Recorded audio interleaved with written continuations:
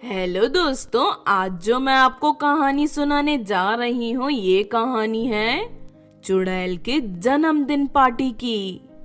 तो चलिए दोस्तों, देखते हैं चुड़ैल की जन्मदिन पार्टी की कहानी। एक बार की बात है, शैतानपुर की पहाड़ियों में एक चुड़ैल रहती थी। किसी तांत्रिक ने उस चुड़ैल से कहा था कि अगर वो अपने जन्मदिन पर 20 जवान लड़के लड़कियों की उंगलियां काटकर उनकी माला बनाकर पहनेगी तो वो इस दुनिया की सबसे शक्तिशाली चुड़ैल बन जाएगी। कुछ ही दिनों में चुड़ैल का जन्मदिन आने वाला था।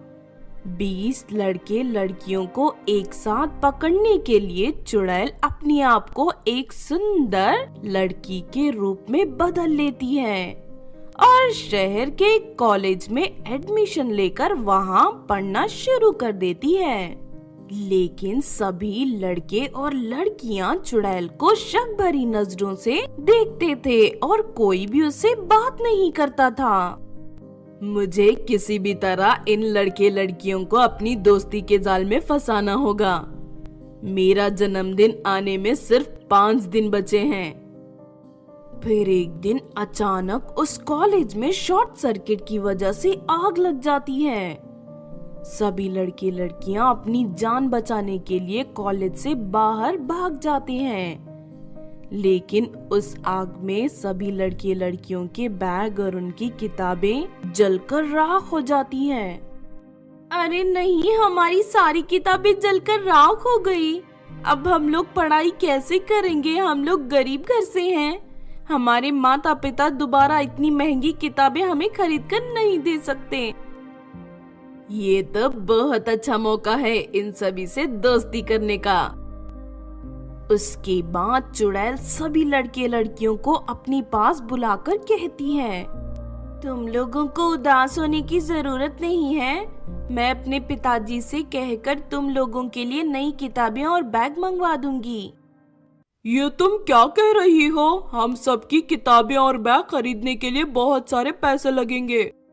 मेरे पिताजी के पास बहुत पैसे हैं। कल सुबह तुम लोगों को तुम्हारी किताबें और बैग मिल जाएंगी।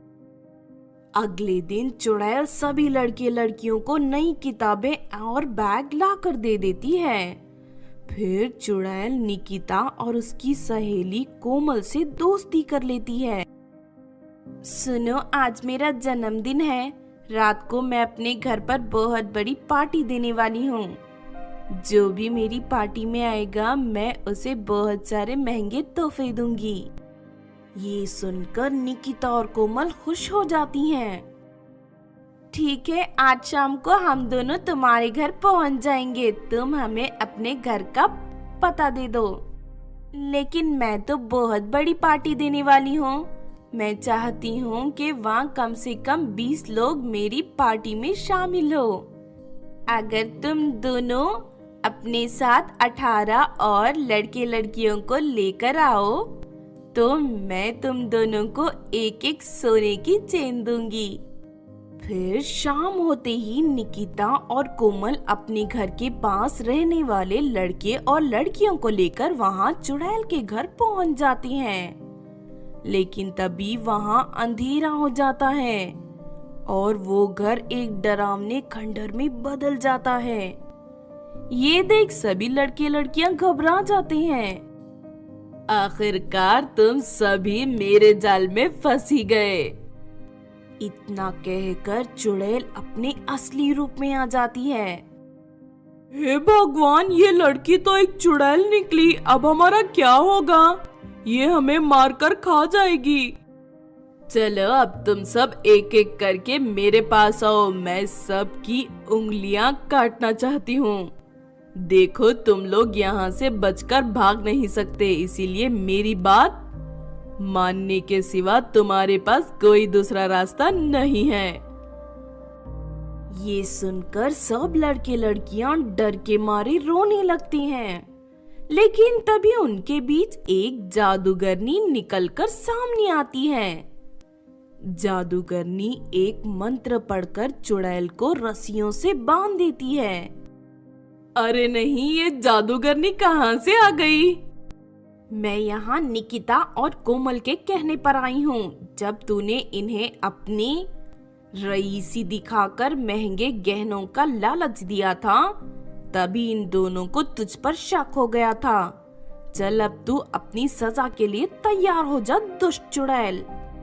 नहीं नहीं, मुझे माफ कर दो, मैं यहाँ से चुपचाप चली जाऊंगी, फिर कभी लौट कर नहीं आऊंगी, मुझे माफ कर दो।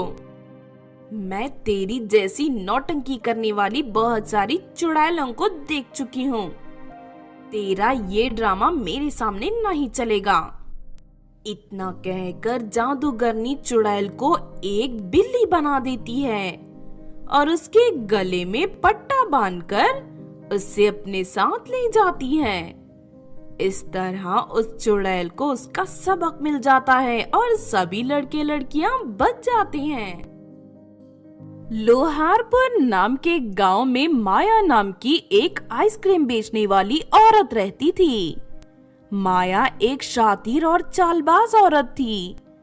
वो दुनिया की नजर में आइसक्रीम बेचने का काम करती थी, लेकिन असल में वो एक काला जादू करने वाली बुरी जादूगरनी थी।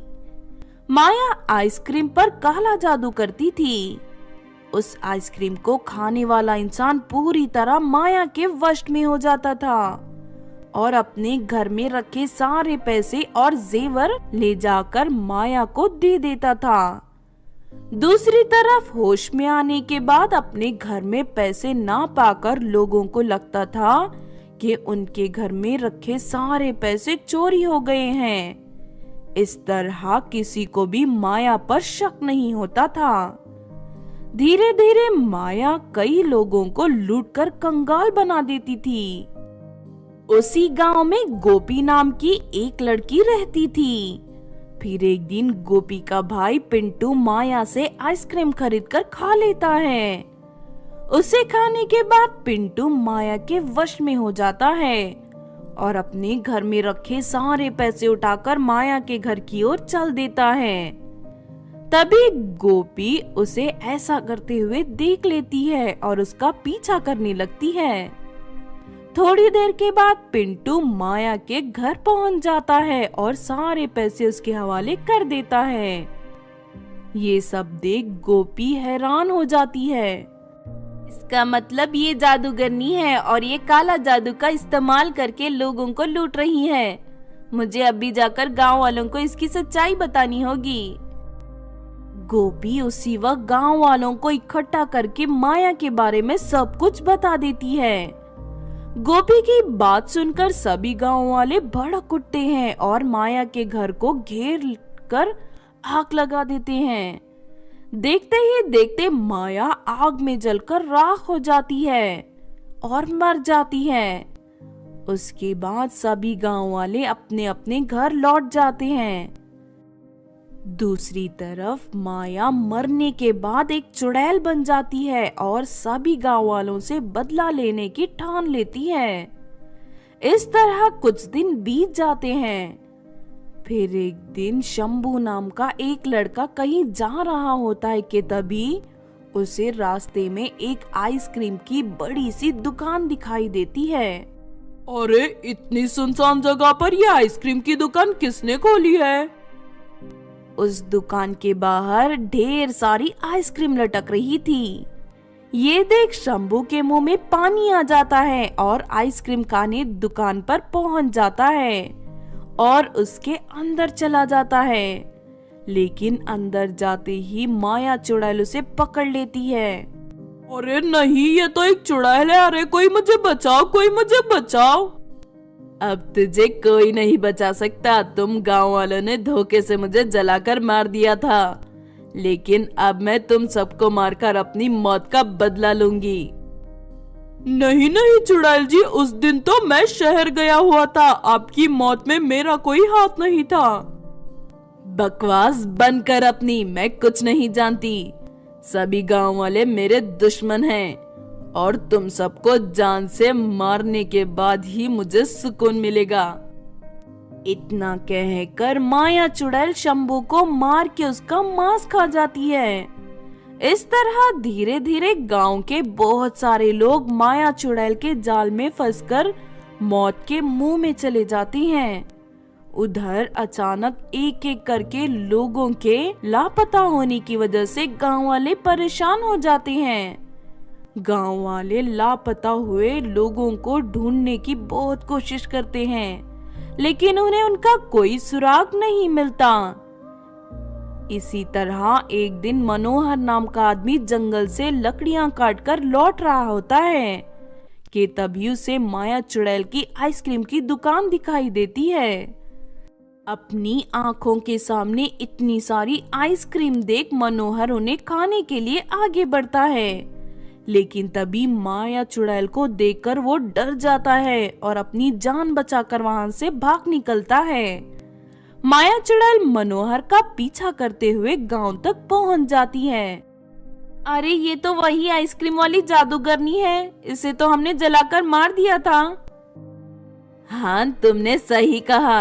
अब मैं चुड़ैल बनकर तुम सबसे अपना बदला लेने आई हूँ। तूने यहाँ आकर बहुत बड़ी गलती कर दी मूर्ख चुड़ैल। इस बार मैं तुझे हमेशा के लिए खत्म कर दूंगी। इतना कहकर गोपी अपने घर से पानी से भरी हुई एक शीशी ले आती है। ये गंगा जल है, मेरी माँ इसे पास के मंदिर से लेकर आई है। इसमें इतनी ताकत है कि ये तुझे जलाकर राख कर सकता है।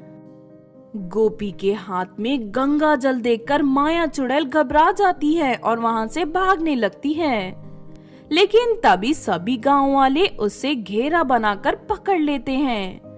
उसके बाद गोपी माया चुड़ैल के ऊपर गंगा जल डाल देती है। देखते ही देखते माया चुड़ैल जलकर राख हो जाती है। इस तरह गोपी हमेशा के लिए माया चुड़ैल का खेल खत्म कर देती है। उसके बाद उस गांव में कभी कोई मुसीबत नहीं आती और सभी गांव वाले अपनी जिंदगी खुशी खुशी जीने लगते हैं। तो आपने देखा दोस्तों आइसक्रीम वाली चुड़ैल की कहानी। इस कहानी से हमें ये सीख मिलती है कि बुरे लोग और बुरे काम करने वाले लोग ज्यादा दिनों तक लोगों को परेशान नहीं कर पाते। एक ना एक दिन उनका अंत जरूर होता है। अगर ये कहानी आपको अच्छी लगी हो तो जरूर लाइक करें और हमारे चैनल छोटू टीवी को सब्सक्राइब भी कर लें। और हाँ दोस्तों, हमें कमेंट करके जरूर बताना कि आपको कहानी कैसी लगी।